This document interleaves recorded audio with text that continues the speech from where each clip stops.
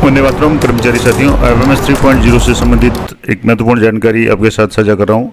जैसे कि आपको पता है, जुलाई माह समाप्त हो चुका है और कई कर्मचारियों के जुलाई माह की सैलरी अभी भी बाकी होगी, कुछ भी कारण हो सकता है। और 2 दिन पहले मैंने वीडियो अपलोड किया था जिसमें बताया था कि कई साथी जो जुलाई में 1 जुलाई को कार्य ग्रहण नहीं कर पाते हैं और सीएल के अलावा किसी अन्य अवकाश पर रहते हैं, जिनके कारण उनकी वार्षिक जो वेतन वृद्धि जुलाई वाला इंक्रीमेंट है, अगर वो प्रभावित होता है तो उनका पेमेंट कैसे बनाएंगे। मान लो कोई कार्मिक है, वो 4 तारीख तक छुट्टी पर रहता है या 3 तारीख तक रहता है, तो 4 तारीख से वो अगर कार्य ग्रहण करता है तो उसका पेमेंट है वो 2 तरीके से मैंने बताया था कि 1 से 3 तक का पेमेंट है वो पुराने बेसिक से बनेगा, क्योंकि उनका इंक्रीमेंट है वो जुलाई 4 से लगेगा। इस तरीके से 4 तारीख के बाद का जो पेमेंट है वो बढ़ा हुआ मिलेगा, क्योंकि इंक्रीमेंट लगेगा जुलाई का। ऐसी स्थिति में मैंने आपको बताया था कि या तो आप पूरे महीने का बिल है वो पुराने बेसिक से बना लें, जून के बेसिक से, उसके बाद में जो भी डिफरेंस है नए बेसिक के अनुसार या इंक्रीमेंट के अनुसार जो भी डिफरेंस होता है उसका एरियर बना लें।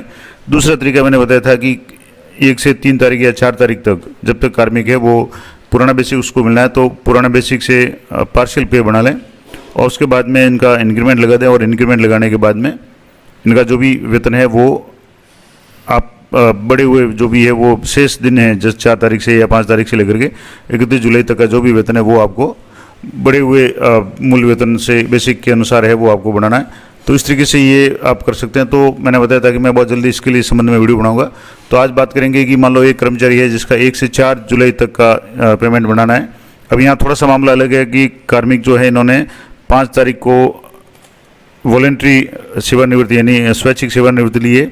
और एक नियम ये भी है कि अगर कोई कर्मचारी स्वैच्छिक सेवानिवृत्ति लेता है तो जिस दिन सेवानिवृत्ति लेता है वो तारीख है वो उनकी सर्विस में काउंट नहीं होती और उनको सैलरी भी है वो 1 दिन पहले तक की मिलती है। यानी जैसे 5 जुलाई को अगर कोई कार्मिक है स्वैच्छिक सेवानिवृत्ति पे अगर सेवानिवृत्त हुए हैं तो उनको 4 तारीख तक का ही वेरिफिकेशन होगा सर्विस का भी और 4 तारीख का ही पेमेंट मिलेगा।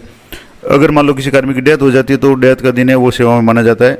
इस तरीके से अगर कोई रिटायरमेंट होता है तो सामान्य रूप से महीने के लास्ट में रिटायरमेंट होता है, 31-30 जो भी तारीख होगी तो उस तारीख को भी सेवा का दिन माना जाता है। लेकिन स्वैच्छिक सेवानिवृत्ति के मामले में जिस तारीख को कार्मिक सेवानिवृत्ति स्वैच्छिक रूप से ले रहा है उसके पहले वाला दिन, यानी मान लो 5 तारीख को 5 जुलाई को स्वैच्छिक सेवानिवृत्ति लिए तो 4 तारीख तक का इनका पेमेंट बनेगा। तो इसके लिए यहाँ आपको कैसे जाना है, तो सबसे पहले इसमें बात करेंगे कि पार्शियल पे से कैसे बनाएंगे। तो सैलरी प्रिपरेशन में जाएंगे और यहाँ सैलरी जो बिल्स है उसमें जा करके यहाँ पहले तो सैलरी सेंक्शंस में जाना है और यहाँ से सैलरी बिल्स वाले में जाकर के पहले सैलरी बिल्स में जाना है। अब यहाँ काफ़ी सारे ऑप्शंस आ गए तो अब यहाँ सैलरी प्रिपरेशन में जाएंगे और प्रिपरेशन में जाने के बाद में यहाँ आपको एक ऑप्शन मिलेगा पार्शियल पे। यहाँ पार्शियल पे पे आपको क्लिक करना है। तो जैसे ही पार्शियल पे पे आप क्लिक करेंगे तो यहाँ करंट ऑफिस वाइज है। अब यहाँ से आपको एम्प्लॉय को सर्च कर लेना है। मालूम है जैसे यहाँ नाम से सर्च कर रहा हूँ तो किसी भी तरीके से आप एम्प्लॉय को सर्च कर लें। और यहाँ से जैसे मैं एक एम्प्लॉय को यहाँ से सर्च कर रहा हूँ बाई नेम। अब नेम में सर्च करने के बाद में यहाँ से आपको कार्मिक का नाम आ जाएगा। नाम के आगे एक्शन प्रोसीड पे आपको क्लिक करना है। अब आपको फाइनेंशियल ईयर सेलेक्ट करना है 25-26, मंथ है जुलाई, क्योंकि 1 से 4 जुलाई तक का पेमेंट बनाना है। अब यहाँ ऐड न्यू पे आपको क्लिक करना है। अब यहाँ आपके विशिष्ट जो 2-3 बातें ध्यान रखनी है वो मैं आपको बता रहा हूँ। यहाँ से जैसे एंटर ए रेंज, तो यहाँ से जैसे अभी जैसे अगस्त चल रहा है तो यहाँ से 1 जुलाई से लेकर के आगे की जो तारीख है वो 4 जुलाई तक यहाँ से सिलेक्ट कर लें, क्योंकि 1 से 4 तक का बनाना है। एम्प्लॉय अभी जैसे रिटायर्ड हो चुके हैं 5 जुलाई को तो एम्प्लॉय एक्टिव स्टेटस है, पे स्टॉप है, एक्चुअल पोस्ट है, वो सारा आ गया। अब रीजन है तो यहाँ रीजन लिख दें कि VRS लिया हुआ है या जो भी कारण है उस कारण से आप पेमेंट बना रहे हैं। अब यहाँ जैसे ध्यान रखने वाली बात है कि अब जैसे 4 तारीख की पेमेंट 4 दिन की बनानी है तो इसमें डिडक्शन है वो आप नहीं करना चाहते तो यहाँ से डिडक्शन को यहाँ से चेक बॉक्स को अनचेक कर लें ताकि डिडक्शन नहीं कटेगी। दूसरा, so the allowances deduction from current salary, क्योंकि अभी इनका जो बेसिक है वो 30 जून का 80,000 बता रहा है, जबकि उनका सेवानिवृत्ति है वो 5 जुलाई को हुई है और 1 तारीख का इनका इंक्रीमेंट लग चुका है। तो यहाँ आपको चेक बॉक्स है, इस पर आपको क्लिक करना है, show all allowances and deductions from current salary. यहाँ आपको क्लिक करना है। यहाँ क्लिक करते ही आपके इनका बेसिक है वो चेंज हो जाएगा। यहाँ आप देखेंगे तो बेसिक है वो 80 की जगह 82,400 हो गया, HRA भी आपके 82,40 हो गया और करंट जो DA है 55% वो 40,000 था 80 का, उसकी जगह 82,400 का 45,320 हो गया। अब आपको यहाँ ऐड पे क्लिक करना है। जैसे ऐड पे क्लिक करेंगे ये आपके यहाँ आ जाएगा और ये पे मंथ है 7वां यानी जुलाई का वेतन है। पे डेज है 4 यानी 4 दिन का बना रहे हैं 31 दिनों में से। और नेक्स्ट पे आपको क्लिक करना है। नेक्स्ट पे क्लिक करने के बाद में आपको यहाँ सबमिट पे क्लिक करना है, तो कंफर्मेशन मांगेगा, आपको येस पे क्लिक करना है। कुछ सेकंड का आपके समय लेगा और यहाँ से आपको ये प्रोसेस हो जाएगा। अब आपको ध्यान विशेष ये रखना है कि नए बेसिक यानी जुलाई का इंक्रीमेंट इनके लग चुका है। मैंने जो बताया था कि जिनका इंक्रीमेंट नहीं लगा तो उनका तो आप पुराने इंक्रीमेंट से बनाएं, पुराने बेसिक से, और बाद में नए से बनाएं अगर 1 जुलाई में 2 सैलरी बनानी है तो।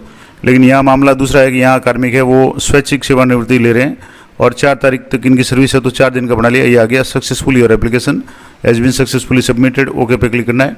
अब आपको वापस सैलरी में जा करके जो अदर्स ऑप्शन है उसमें जाना है। यहाँ से जैसे बिल्स में जाएंगे, बिल्स में जाने के बाद में सैलरी बिल्स, और सैलरी बिल्स में यहाँ पार्शियल आपने पहले कर लिया। अब यहाँ आपके आगे ऑप्शन है पार्शियल प्रीवियस मंथ सैलरी, यहाँ आपको क्लिक करना है।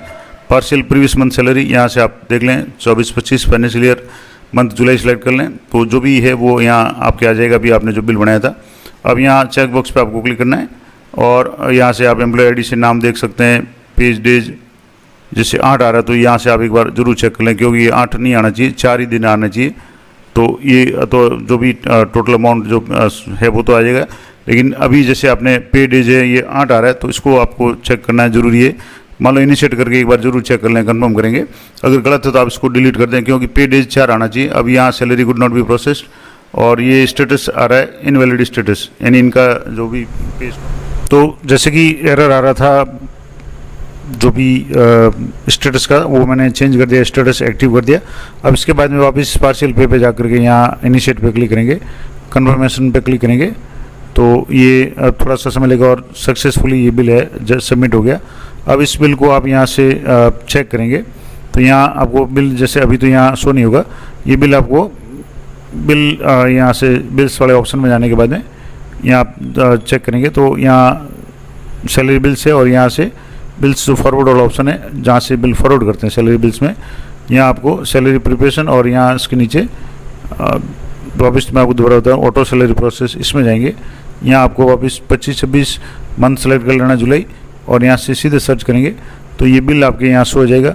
अब आपको यहाँ से इस बिल की इनर आउटर खास करके इनर रिपोर्ट चेक करके डाउनलोड करके देखना है कि इनका अमाउंट है वो सही बन रहा है या नहीं बन रहा है, क्योंकि 4 दिन का पेमेंट है वो सही बना है या नहीं बना, ये जरूर चेक कर लें। ये सारा चेक होने के बाद यहाँ से जैसे मैं आपको थोड़ा सा जूम करके बता देता हूँ, इनका जैसे जो भी 82,400 था इसके हिसाब से जुलाई माह के 31 दिन में 31 का भाग देने के बाद आपको इनका 4 दिन का बनाना है तो 4 से गुणा कर देंगे, तो 1 दिन का जो भी आएगा उसको 4 से गुणा करके चेक कर लें।